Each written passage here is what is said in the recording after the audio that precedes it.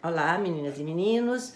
Depois de um recesso de uma semana por causa da Semana Santa, aqui estou eu. Hoje vai ser mitologia grega.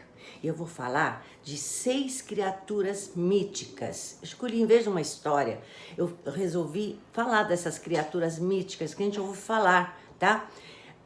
A esfinge, todo mundo já ouviu falar o que é a esfinge, o ciclopes, a medusa, a aracne, o minotauro, Dédalo e Ícaro. Eu escolhi essas 6 criaturas da mitologia ou criaturas míticas.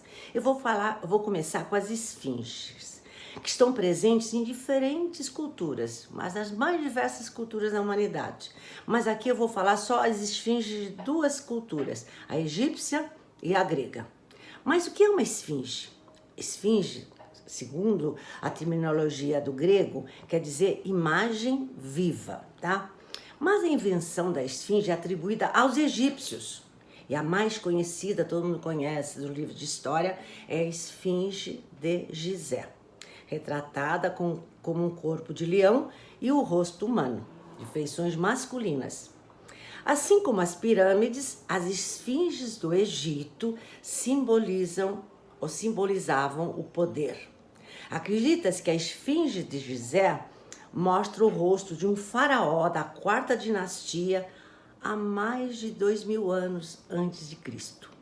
E para os egípcios, a esfinge era uma espécie de guardiã espiritual, ao contrário da Grécia, que para eles a esfinge trazia morte e destruição por onde passava. Vou explicar por quê. Agora falarei da esfinge mais famosa da Grécia Antiga, que vocês conhecem bem. A mais conhecida está na história de Tebas. Nesse mito, a esfinge teria chegado a Tebas, o reino da Grécia Antiga, trazendo a destruição e morte, porque ninguém conseguia decifrar o seu enigma.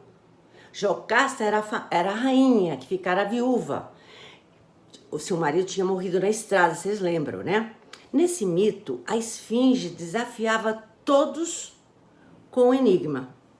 Só entraria em Tebas, vocês sabem que as cidades naquela época eram cercadas, só entraria em Tebas quem acertasse seu enigma. Quem não conseguia, ela devorava. E assim muitos acabaram sendo devorados pela esfinge de Tebas. Mas chegou Édipo, se apresentou diante da esfinge e conseguiu acertar a resposta. A esfinge, então envergonhada, acabou se jogando no penhasco e morreu. Quem era Édipo? Vocês lembram bem? Édipo era o filho que foi abandonado pela Jocasta, pelos reis de Tebas, colocado bem longe, porque o oráculo disse que ele iria casar com a mãe e matar o pai. Então ele foi abandonado, mas a profecia vai se realizar, porque ele volta em Tebas, acerta o enigma da esfinge e entra em Tebas como herói, recebendo como prêmio a mão da Jocasta, a rainha que mais tarde descobriu ser sua própria mãe. Vocês lembram disso, né? Bom, não vou entrar em detalhes porque essa história está bem contada aí atrás. Agora eu vou falar dos ciclopes. Ciclopes, eu acho que em Portugal eles falam cíclopes, aqui é ciclopes. Eram gigantes com um único olho no meio da testa. Seu nome significa olho redondo. Alguns ciclopes trabalhavam até na oficina de Hefesto como ferreiros. Eles até alguns deles, ajudaram a forjar os raios de Zeus, o capacete da invisibilidade de Hades e o tridente de Poseidon. Mas a maioria dos ciclopes eram criaturas sem lei, viviam livremente, nem temiam aos deuses, tá? Muitos deles viviam na Sicília, aquela ilha, né? E foi aí que Ulisses, ou Odisseu, os encontrou um dia, quando ele voltava depois da guerra de Troia para sua ilha de Ítaca. Vocês sabem que ele ficou 10 anos vagando, enfrentando um monte de perigos para chegar na sua ilha de Ítaca, 10 anos.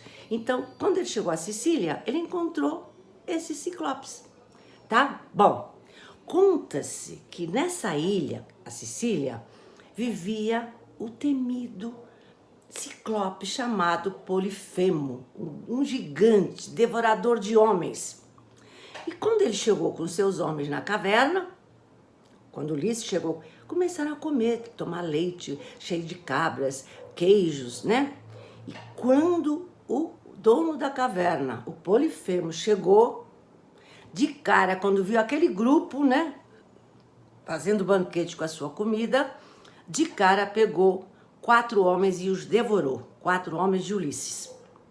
Ulisses, com sua espada, depois de embebedá-lo, dar-lhe vinho, bastante vinho para ele tomar, acabou o Polifemo ficando bêbado, e aí então, com sua espada, ele tirou o único olho dele e acabaram escapando da caverna. Essa história também tem outros detalhes, mas também já foi contada, só para contar sobre os ciclopes, essas criaturas míticas, tá? Bom, agora eu vou falar da Medusa. A Medusa, a terceira criatura mítica que eu escolhi. Era uma mulher com cobras na cabeça em vez de cabelos, que transformava em pedra qualquer um que olhasse nos seus olhos. Foi um castigo dado por Atena, porque, por ela ter, a Medusa, um encontro amoroso dentro do seu templo, descumprindo o seu voto de castidade. Então, o que fez Atena? Os seus cabelos lindos, loiros, foram transformados em serpentes, e quem olhasse nos olhos da Medusa virava pedra. Tem muita história sobre essa Medusa, tá? Lembra de Caravaggio, que pintou a Medusa mais famosa, que eu já mostrei para vocês na aula, tá? Agora eu vou falar da quarta criatura mítica que eu escolhi. Aracne.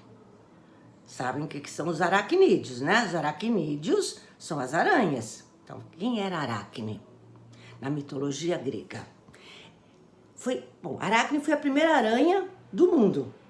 Mas antes de virar uma aranha, era uma linda jovem e com excelente habilidade para a tecelagem. E ela se orgulhava muito do seu trabalho. Todo mundo elogiava. Como você tece bem, mas que trabalhos maravilhosos. E aí ela ficou orgulhosa, porque ela foi muito elogiada, dizendo que ela tecia melhor que Atena. Atena era a deusa da tecelagem. E até a desafiou para uma competição. Quem é que seria a melhor tecelã? Assim, logicamente, quando houve a competição, a Atena ainda se virou uma senhora de idade, chegou para ela: não desafie os deuses, minha filha. Mas ela estava tão orgulhosa do seu trabalho, de tantos elogios, que ela disse: não, eu vou provar que eu faço trabalhos melhores que a Atena. Então, houve a competição, logicamente que ela perdeu. E aí, Atena, o que ela fez? Transformou-a numa aranha, para ela e seus descendentes trabalharem na tecelagem até o fim dos tempos. Por isso que as aranhas, elas tecem lá aquela sua teia, tá? Você vê como a mitologia explica tudo? Bom, agora eu vou falar sobre a quinta criatura mítica, o Minotauro. Quem é que não conhece o Minotauro? A história do Minotauro. Um ser da mitologia romana, greco-romana, com corpo humano e cabeça de touro. Como ele se alimentava de seres humanos jovens, ele foi confinado num labirinto construído por Dédalo, amando de Minos, o rei de Creta, que era casado com a Pasífae. Essa história também já foi contada. Vocês sabem que o Minotauro foi fruto de uma relação da Pasífae com um touro branco, presente que Poseidon deu ao rei Minos, mas tinha que devolvê-lo em sacrifício. Ele não devolveu, então fez com que a sua esposa se apaixonasse pelo touro. E aí nasceu o Minotauro. Muitos jovens foram devorados pelo Minotauro, porque ele só comia carne de jovens, tá?